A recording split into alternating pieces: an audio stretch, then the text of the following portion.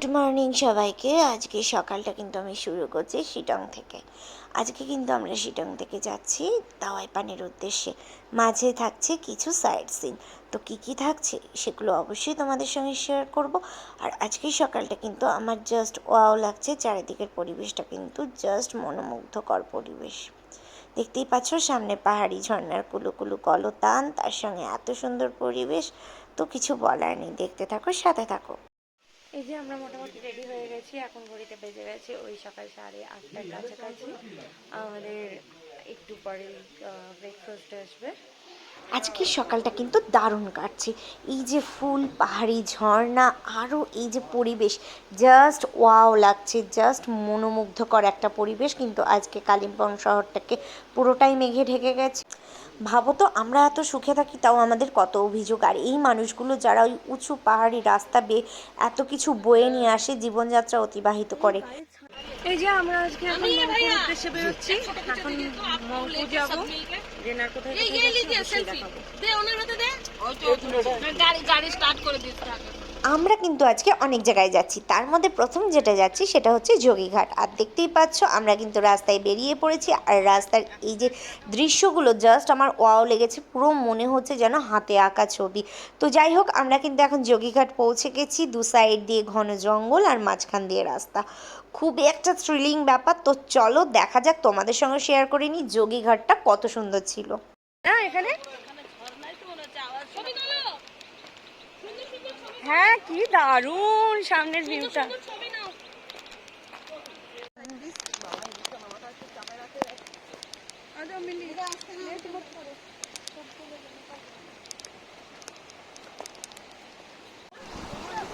একটা ছবি তুলবো এই জায়গাটায়, এই দেখো এই জায়গাটায় বসে।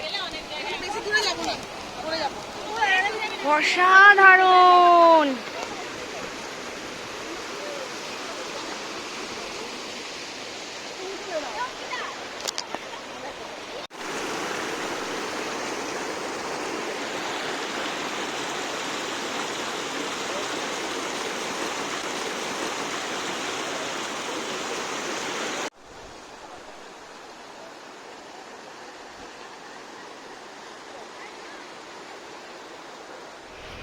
এই যে তোমরা দেখতেই পাচ্ছ, আমরা কিন্তু এখন যোগীঘাট দর্শন কমপ্লিট করে বেরিয়ে পড়েছি মংপুর উদ্দেশ্যে।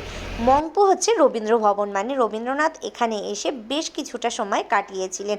আর এখানে তার অনবদ্য কিছু সৃষ্টিও রেখে গেছেন আমাদের জন্য উপহার হিসেবে। তো এই যে দেখতেই পাচ্ছ আমরা মংপু পৌঁছে গেছি। আর ওপরে রয়েছে স্ট্রবেরি অ্যান্ড ফ্রুট গার্ডেন, এটাতেও যাবো আশা করছি। তো চলো দেখা যাক মংপুটা আমাদের কেমন লাগে। মানে রবীন্দ্রনাথের যেটা মিউজিয়াম রয়েছে সেটাই এখন আমরা যাচ্ছি মংপু। এসো মাসি,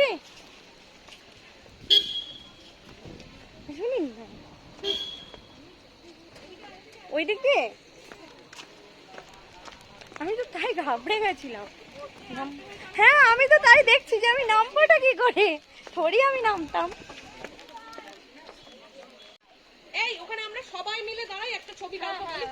হ্যাঁ, এই যে আমরা এখন মংপুতে যেটা ফার্স্টেই এসে দেখছি সেটা হচ্ছে রবীন্দ্রনাথের একটা স্ট্যাচু রয়েছে। আর অসাধারণ এই মংপুর যে আর্কিটেকচারটা রয়েছে সেটা জাস্ট ওয়াও। এখন আমরা দেখতে দেখতে কিন্তু মিউজিয়ামের মধ্যেও ঢুকে গেছি। আর তোমাদের বলে রাখি, এই মংপুতেই কিন্তু সিংকনা গাছের থেকে ওষুধ তৈরির যে ফ্যাক্টরিটা সেটা মংপুতেই রয়েছে। আর দেখতেই পাচ্ছ, তোমাদেরকে দেখাচ্ছি রবীন্দ্রনাথের কিছু লেখা, ছবি আর নিজের হাতে আঁকা কিছু চিত্রও দেখাবো। তো চলো এখন ভেতর সাইডে যাওয়া যাক। আমার তো জাস্ট ওয়াও লেগেছে। যারা আমার মতো সাহিত্যপ্রেমী আছো তাদের তো এই জায়গাটা জাস্ট ওয়াও লাগবে। আমার কিন্তু খুবই ভালো লেগেছে। মানে একটা কি বলো তো, একটা শিহরণ জাগানোর মতো একটা ব্যাপার রয়েছে। এত সুন্দর আর্ট, এত সুন্দর লেখা, রবীন্দ্রনাথের জীবনী, যেখানে বিশ্বকবি রবীন্দ্রনাথ ঠাকুরের এত বড় বড় অবদান, সেখানে মংপুর মতো জায়গায় এসে তিনি কী কী অবদান রেখে গেছে, এটা কিন্তু আমার মনে হয় আপামর বাঙালির কাছে একটা, মানে কি বলবো, একটা আলাদাই মাত্রা এনে দেয়। তো আমার কিন্তু এই মংপুটা ভীষণ সুন্দর লেগেছে। তোমরা কিন্তু এই শিটং বা এই দাওয়াই পানি বা এই জায়গাগুলোয় মানে অফবিট দার্জিলিংয়ে আসলে মংপুটা অবশ্যই দেখো। আর দেখতে পাচ্ছ কি অসাধারণ একটা স্বর্ণচাপা বা এই ধরনের কিছু একটা চাপা গাছে কি দারুণ ফুল ফুটেছে। আর আমরা কিন্তু এখন মংপু থেকে বেরিয়ে গেছি দাওয়াই পানির উদ্দেশ্যে। আর দাওয়াই পানি যেতে গিয়ে রাস্তাটা এত সুন্দর পেয়েছি, মানে এত সুন্দর পরিবেশ পেয়েছি, জাস্ট কিছু বলার নেই। আর আমরা এখন চলে এসেছি লামাহাটা ইকো গার্ডেনে।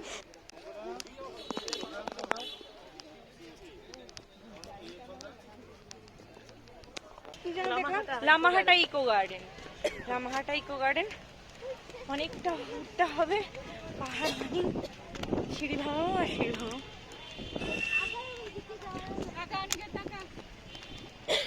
অসাধারণ ভিউ। আমরা এখন একদম টপে লামাহাটা ইকো গার্ডেনের। অসাধারণ ভিউ, ভীষণ সুন্দর।